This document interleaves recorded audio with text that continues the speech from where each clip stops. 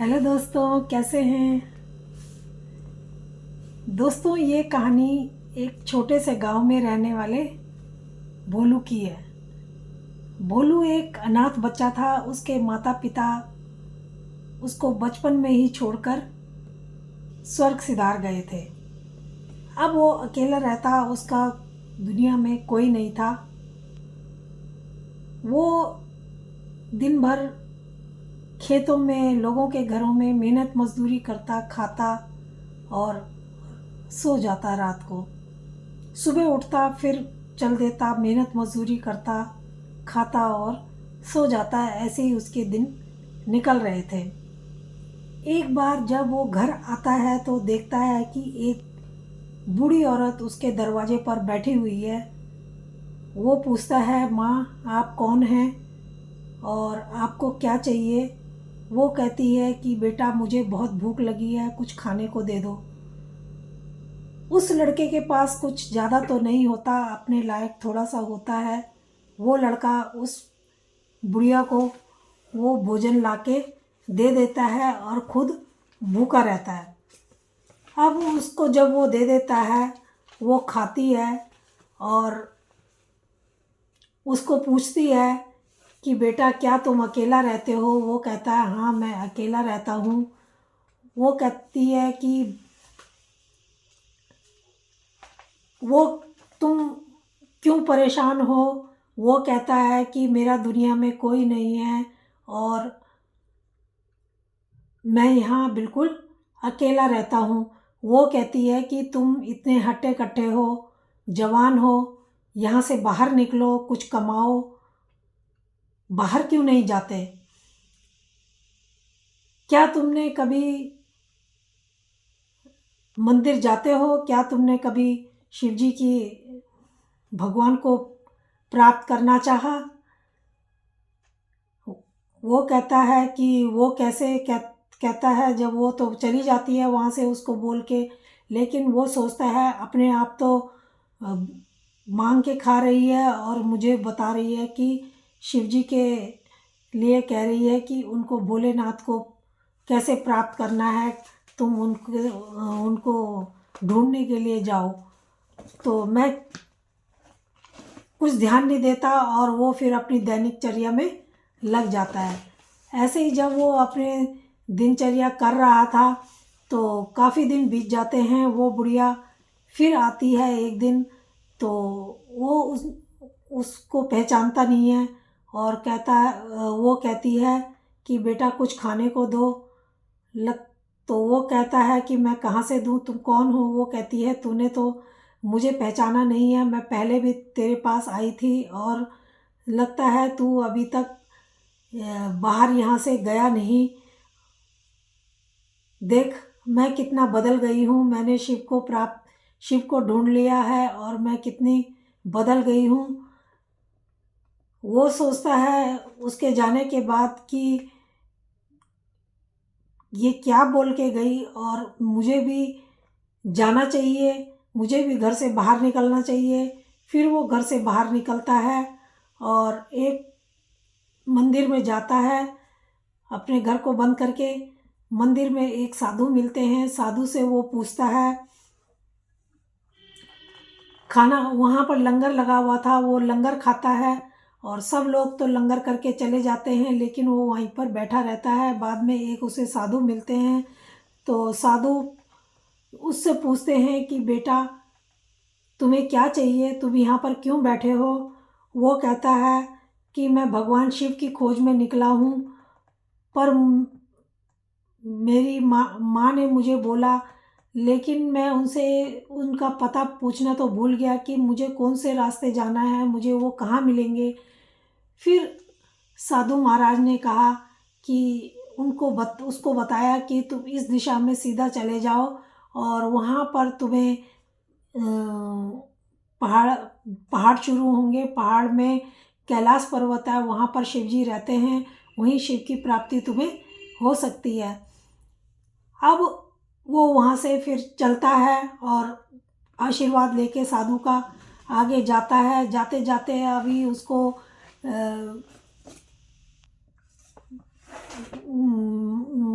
कोई घर मिल रहा था, कोई जंगल मिल रहा था, वो खा के और सड़क के किनारे सो के, जंगल में सो के ऐसे ही आगे बढ़ता जा रहा था। अब जब काफ़ी दिन ऐसे हो जाते हैं तो एक बार वो पहाड़ी गांव में चलते चलते काफ़ी दिन बाद पहुंच जाता है। जब वो पहाड़ी गांव में पहुंचता है तो वहाँ पर उसको पहुंचने में रात हो जाती है। अब वो सोचता है मैं आगे कैसे जाऊं, बहुत उसको भूख भी लग रही थी, थक भी गया था। वो एक दरवाज़ा खटकाता है, वहाँ से एक औरत निकल कर आती है। वो देखती है, कहती है कि हाँ भाई तुम कौन हो और तुम्हें क्या चाहिए। तो वो कहता है कि माँ मैं बहुत भूखा हूँ और मुझे खाना चाहिए, मैं बहुत दूर से आ रहा हूँ, थक गया हूँ। तो वो औरत अंदर जाती है और उसके लिए खाना लेके आती है। वो बैठ के खाना खाता है। खाना खा के फिर वो जाने लगता है जैसे ही, तो वो पूछती है कि तुम कहाँ जाओगे, और कहता है कि मैं अब कहीं अपना ठिकाना देखूंगा सोने का कि कहाँ सोऊं। वो कहती है लगता है तुम यहाँ के नहीं हो, तुम पहली बार यहाँ आए हो। यहाँ जंगली जानवरों का बहुत खतरा बना रहता है और रात को तुम बाहर कैसे कहाँ सोओगे। वो डर जाता है और खड़ा हो जाता है। तो वो कहती है कि मेरे पीछे, घर के पीछे एक कमरा है जो खाली पड़ा है, तुम चाहो तो उसमें सो सकते हो। वो वहाँ चला जाता है और आराम से वहाँ पर सोता है। अब वहाँ पर रहते रहते उसको कई दिन हो जाते हैं।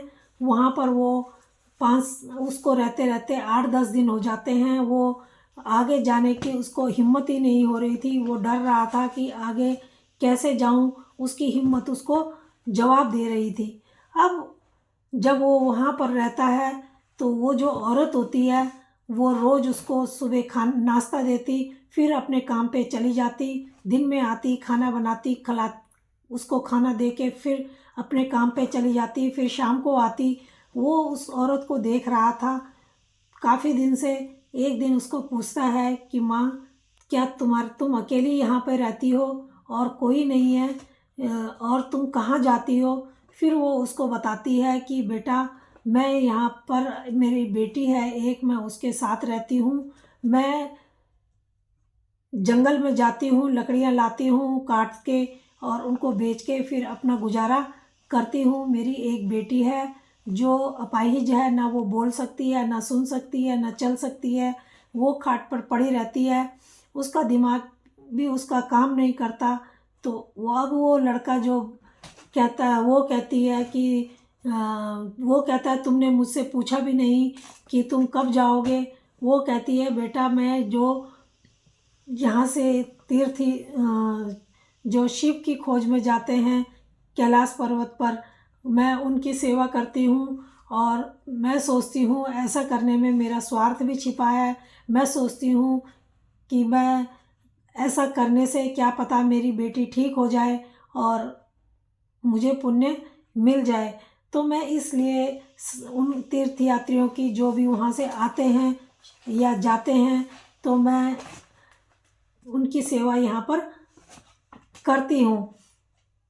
अब वो जब वो उस लड़का उसको सुनता है, देखता है, तो उसको बहुत दुख होता है और कहता है क्या मैं उस लड़की से मिल सकता हूँ। तो वो कहती है कि तुम मिलकर क्या करोगे, उसका तो दिमाग भी काम नहीं करता, वो किसी को पहचानती नहीं है, तो पहचानती भी नहीं है।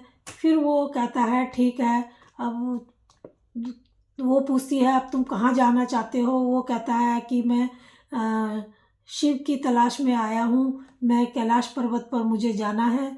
तो वो कहती है ठीक है। वो सुबह उसके लिए, जो औरत होती है, सुबह उसके लिए गुड़ और चना बांध के देती है। कहती है आगे रास्ता बहुत कठिन है, जहाँ पर तुम्हें इसकी ज़रूरत पड़े वहाँ पर ही तुम इसको खाना, बाकी रास्ते में इसको बचा के रखना।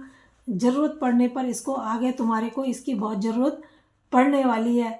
वो ऐसा ही करता है। रास्ते में जहाँ तक गांव मिलते हैं वो नहीं उनको हाथ लगाता और रखे रखता है। लेकिन जब आगे पहुँचता है, आगे उसको कुछ नहीं दिखाई देता, घर नहीं दिखाई देते, कुछ भी नहीं दिखाई दे, बिल्कुल सुनसान सड़क थी। तो वो वहाँ पर बहुत परेशान हो जाता है, उसको भूख लगती है जब, तो वो चना और गुड़ निकाल कर उसमें से खाता है और आगे चल देता है। एक जगह पर जाता है तो उसको एक रात को उसको फिर चलते चलते एक जगह पर उजाला दिखाई देता है। वो उस उजाले के सहारे चलता है। जब वो वहाँ जाता है तो देखता है कि वहाँ पहुँचने पर एक बड़ा पत्थर था। वो उसके जब पास पहुँचता है तो देखता है आगे तो कुछ भी नहीं, उसको उजाला दिखाई दे रहा।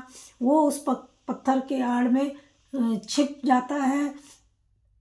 तभी वो देखता है कि उसको फिर सामने उजाला दिखाई देने लगता है। वो सोचता है ये मेरा शायद भ्रम है, उजाला कुछ भी नहीं है, मैं तो इतनी दूर से इसको देखते हुए आ रहा हूँ, तो ये तो अभी तक आया नहीं। फिर वो उसको आस बनती है और वो उजाले की तरफ चल देता है। लेकिन उससे ही पहले उसको एक कुटिया दिखाई देती है और उस कुटिया में वो वहाँ पर सोचता है कि किसकी है, मैं अंदर जाऊँ रात बिताने के लिए। वो कुटिया के दरवाजे पर जाता है और अंदर से आवाज़ आती है, आ जाओ बेटा, अंदर आ जाओ। वो अंदर जाता है, देखता है एक साधु ध्यान में मग्न है, इधर उधर नज़र दौड़ाता है, उसको कोई दिखाई नहीं देता। फिर वो सोचता है मुझे आवाज़ किसने लगाई होगी। वो एक कोने में बैठ जाता है और उसको नींद आ जाती है। बैठे बैठे वो फिर उस कोने में सो जाता है। अब सुबह जब होती है, जब उसकी आँख खुलती है तो वो इधर उधर देखता है और ना तो वहाँ पे कोई कुटिया थी, ना झोपड़ी थी, ना कुछ था। वो सोचता है रात को तो यहाँ पर सब कुछ था, अब कहाँ गायब हो गया। वो अपने को खुले आसमान के नीचे पाता है। फिर आगे चल देता है। आगे जाके फिर उसको काफ़ी आगे जाने के बाद फिर उसको वही शाम हो जाती है और फिर वो देखता है अब क्या है। तो वो देखता है कि आगे उसको एक आज जल्दी एक गुफा दिखाई देती है। फिर वो उसके अंदर जाता है, देखता है एक साधु ध्यान में मग्न है। उन्होंने एक छड़ी है जिस पर अपना हाथ रखा हुआ है और ध्यान में मग्न है। वो वहाँ जाके उनको प्रणाम करता है, कुछ बोलता है तो वो कुछ बोलते ही नहीं है। आगे तब तक उसको साधु मिल जाते हैं और वो बताते हैं कि इन्होंने ये भी शिव को पाने के लिए कैलाश पर्वत पर जा रहे थे दर्शन के लिए, लेकिन इन्होंने यहाँ पर आते आते दम तोड़ दिया, आगे ये नहीं जा पाए और यहीं पर इनकी यात्रा समाप्त हो गई और ये इनका तब से शरीर यहीं पर ही है। और किसी भी आने जाने वाले की ये यहाँ पर जो वहाँ जाना चाहता है कैलाश पर्वत पर, उसकी यहाँ पर ये सेवा करते हैं। वो कहता है वो कहता है अच्छा। फिर वो कहते हैं मुझे बाबा जी से मिलना है। तो वो कहता है कि अभी तुम इस टाइम नहीं मिल सकते, सुबह नहा धोकर मिलना, अभी सो जाओ। वो खाता है और सो जाता है। जब सुबह उठता है तो वहाँ पर ना बाबा था, ना कुटिया थी, ना कुछ था। अब वहाँ लेकिन उसको वहाँ पर दो साधु काम करते हुए दिख जाते हैं। वो साधु से पूछता है कि बाबा जी कहाँ हैं। तो वो कहता है कि यही है, वो उनका शरीर यही घूम रहा है। और फिर वो आगे बढ़ता है। आगे उसको एक कछुआ मिलता है जो धीमी धीमी धीमी चाल से पहाड़, जो बर्फ़ का पहाड़ था वहाँ से नीचे गिर रहा था गेंद की तरह। वो देखता है कि ये कोई बर्फ़ की बॉल है। वो उसको उठाता है तो देखता है वो कुछ उसके अंदर है। वो बर्फ़ को झाड़ता है तो उसमें कछुआ था। कछुए को वो साफ़ करता है और अपने गोद में रखता है। तो कछुआ कहता है कि मुझे पाप का भागी मत बनाओ, मुझे अपनी गोद से नीचे उतारो, मुझे अपने हाथ में मत लो। मैं शिव की तलाश में जा रहा हूँ, मैं कई सालों से चल रहा हूँ और अब यहाँ पहुँचा हूँ। मैं सोच रहा हूँ कि मैं इस जन्म में अगर ना भी शिव के दर्शन कर पाया, ना कैलाश पर्वत पर जा पाया, तो अगले जन्म में मुझे ये यात्रा पूरी हर हालत में करनी है। जहाँ पर मेरी यात्रा अभी ख़त्म होगी मैं वहीं से अपनी यात्रा दोबारा शुरू करूँगा। कछुए की ये बात सुनकर उसको बहुत हौसला आता है और कछुए के साथ वो फिर आगे चल देता है। आगे जाके रात हो जाती है, तो अब वो सोचता है कि मैं कहाँ सोऊं, अब तो कोई कुछ दिखाई भी नहीं दे रहा। तो कछुआ कहता है कि यहाँ से बर्फ़ को खोदो। जब वो बर्फ़ खोदते हैं दोनों मिलके, तो वहाँ पर एक गुफा बन जाती है जहाँ पर वो रात बिताते हैं। कछुआ भी भोलू के बगल में आकर के भोलू से चिपट करके सो जाता है। दोनों सोते हैं। जब सुबह होती है तो भोलू उठता है, देखता है अपने आसपास कछुआ नहीं था, तो भोलू भी उठ करके चला जाता है आगे रास्ते पे। उसको 1 किलोमीटर आगे जाके कछुआ मिल जाता है और वो कछुए से पूछता है कि भाई तुम इतनी जल्दी आ गए। कछुआ कहता है हाँ भाई, मैं बहुत धीरे चलता हूँ और मुझे यात्रा अपनी पूरी करनी है। तो वो जो है कछुए को कहता है कि मैं तुम्हें उठा लेता हूँ। तो दोनों साथ चलते हैं। कछुआ कहता है नहीं, मुझे अपनी यात्रा अपने आप ही पूरी करनी है और तुम मुझे पाप का बागी मत बनाओ और वो मुझे नीचे छोड़ दो और तुम जाओ और मैं धीरे धीरे आ जाऊँगा। अब वो जाता है, आगे जाता है। आगे जाके जाते जाते उसको एक झंडा दिखाई देता है। झंडा दिखता है तो वो वहाँ पर पहुँचता है। जैसे झंडे के पास, तो झंडे के पास पहुँच के उड़ने लगता है और उड़ करके एक वो पहाड़ी पर कैलाश पर्वत के पास पहुँच जाता है। और वहाँ पर एक शिव जी तो उसको नहीं मिलते, लेकिन वहाँ पर बहुत बड़ा शिवलिंग था। वहाँ पर वो जाता है और उसमें ऐसा लग रहा था कि जैसे अभी कोई पूजा करके गया है। यहाँ पर दूध चढ़ा के गया है, बेलपत्र चढ़ा के गया है ताज़ा ताज़ा। तो वो देख के हैरान होता है, इधर उधर देखता है, उसको कोई नहीं दिखाई देता। फिर वो हाथ जोड़ता है। तभी वो देखता है कि जो शिवलिंग है उसके पीछे से एक बाबा निकल कर आ रहे हैं। बाबा उसके पास आते हैं और कहते हैं हाँ बच्चा, क्या हाल, तुम कैसे हो और यहाँ तक कैसे आए। वो अपनी सारी बात बताता है और कहता है, वो बाबा कहते हैं कि तुम मांगो, जो तुम मांगोगे वो तुम्हें मिल जाएगा। वो लड़का कहता है कि मैं शिव जी के दर्शन करना चाहता हूँ। और मांगने को तो जब मैंने यात्रा शुरू करी थी, मेरा बहुत सारा मन में था कि मैं ये मांगूंगा वो मांगूंगा, लेकिन अब यहाँ पर आकर के मेरी कोई इच्छा नहीं बची। लेकिन जो मेरे दोस्त हैं, जो मुझे रास्ते में मिले, मैं उनके लिए दुआ करना चाहता हूँ, मैं उनके लिए कुछ मांगना चाहता हूँ। शिव जी कहते हैं, वो बुजुर्ग आदमी, वो जो बाबा थे, वो कहते हैं कि बोलो कुछ मांगो। तो वो सारी सब के बारे में बताता है कि पहले मुझे एक माँ मिली, उसने मुझे वहाँ से प्रोत्साहन दिया कि तुम बाहर निकलो यहाँ से और भगवान की खोज में जाओ, शिव की खोज में जाओ। वहाँ से मैं मंदिर आता हूँ। मंदिर में फिर मुझे वहाँ पर 2 पंडित मिलते हैं, वो मुझे रास्ता बताते हैं, सही रास्ता बताते हैं। फिर मुझे आते आते वहाँ पर साधु मिलते हैं। फिर मुझे वहाँ पर दूसरे साधु मिलते हैं। ऐसे ही फिर मुझे कछुआ मिलता है। कछुए से मुझे सबसे ज़्यादा प्रेरणा मिली, क्योंकि कछुआ हो करके, इतना छोटा जीव हो करके वो कैलाश पर्वत पर आ रहा है और हम 2 रोटी के लिए अपने जीवन को यूं ही बर्बाद कर रहे हैं। तो कछुए से मुझे बहुत सीख मिली और मैं आगे चल दिया। इस तरीके से मैं अपने लिए कुछ नहीं, लेकिन उन जो मिलने वाले दोस्त थे, वो सब भगवान तक पहुंचना चाहते हैं, लेकिन वो उनकी कोई ऐसी मजबूरियां हैं कि वो नहीं आ पा रहे हैं।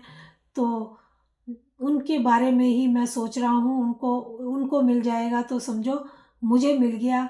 मेरी वही इच्छा पूरी हो जाएगी। वो कहते हैं नहीं, तुम भी अपने लिए कुछ मांगो, तुम्हारी इच्छा भी ज़रूर पूरी होगी। वो सोचता है कि मैं तो शिव जी को दर्शन करने के लिए आया था, लेकिन मुझे शिव जी तो नहीं दिख रहे। लेकिन चलो, मैं उनके वहाँ तक पहुँच गया और वो जो महात्मा थे वो कह रहे थे कि मुझसे कहो, और जो तुम मुझसे बात कहोगे वो शिव जी तक ज़रूर तुम्हारी बात वो ज़रूर सुनेंगे और तुम्हें मनचाहा तुम्हें फल देंगे। अब वो लड़का वहाँ पर ध्यान में बैठता है थोड़ी देर, और हाथ जोड़ के, और शिवलिंग के आगे, और फिर जो साधु जो होते हैं उसको दिखाई नहीं देते। साधु ने उसको वरदान दे दिया था कि जो तेरे मन में इच्छा है वो सब तेरी पूरी होगी। और साधु ने ये कहा कि वो लड़का जब बोलता है कि वो जो कछुआ है वो बहुत बेचारा कब से चल रहा है और उससे चला भी नहीं जा रहा, फिर भी वो आ रहा है। और वहाँ एक जो पंडित जो संत हैं वो छड़ी टेक करके कब से अपना शरीर उन्होंने त्याग दिया, तो उनका कैसे उद्धार होगा। तो सब वो पूछ लेता है जब, तो भगवान कहते हैं कि जो कछुआ है वो तुम्हें मिलेगा तो उसका खोल उतार देना, अपने पास रख लेना, और वो जब उसका हल्का हो जाएगा तो वो जल्दी जल्दी चल के जल्दी पहुंच जाएगा।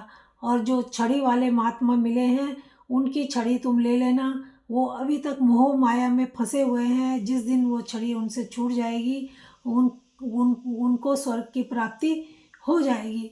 वो ऐसे ही करता है। और फिर जो लड़की होती है जो बीमार होती है वो उसके पास जाता है, वो लड़की को देखता है जब वहाँ पर, तो वो लड़की भी उसको ठीक मिलती है। उसकी माँ कहती है कि अब मैं बिल्कुल ठीक हूँ। और वो लड़का कहता है कि माँ अब तुम ये छड़ी ले लो और इसको बेच के इसके लिए गहने बनाना और इसकी शादी किसी अच्छे लड़के से कर देना। तब वो बुढ़िया कहती है, वो उस लड़की की माँ कहती है कि बेटा तुम ही क्यों नहीं इससे शादी कर लेते, क्या तुम शादी करोगे। वो कहता है कि ठीक है मैं ही कर लेता हूँ। और वो छड़ी भी लड़के के पास रहती है और उस लड़की से शादी कर लेता है, उसको लेके आ जाता है। वो मंदिर में जाता है, वहाँ पर देखता है कि जो साधु महाराज थे वो भी स्वर्ग को चले गए थे, और जो जाने से पहले वो उसके घर में गए थे। वहाँ पर उसको वही औरत, उनको साधु को वही औरत मिलती है, और वहाँ उसको वो नोटों की गड्डी दे के आते हैं, क्योंकि उसको दे के आते हैं। और उसी पैसों से वो जो औरत बुढ़िया उनके घर में आई थी, जिसने जो उसकी पहली गुरु थी, वो उस मकान बनवाती है। जब वो अपने घर पहुंचता है देखता है वहाँ पर सुंदर सा मकान बना हुआ है, वो सोचता है मेरे घर पर किसी ने कब्जा कर लिया। वो वापस जाता है, तो जाने को होता है, तभी वो पीछे से वो जो औरत होती है वो आवाज़ लगाती है, बेटा सुनो कहाँ जा रहे हो, इधर आओ। वो रुकता है, देखता है वही औरत थी। वो कह रही थी कि ये तुम्हारा ही घर है, और जो साधु महाराज हैं मंदिर के, उन्होंने अपने प्राण छोड़ने से पहले गड्डी दे के गए थे, और उसी से मैंने ये मकान बनवाया है, और जो पैसे बचे हैं वो मैंने संदूक में रख दिए हैं। वो लड़का कहता है ठीक है माँ, फिर तुम अब कहाँ जा रही हो।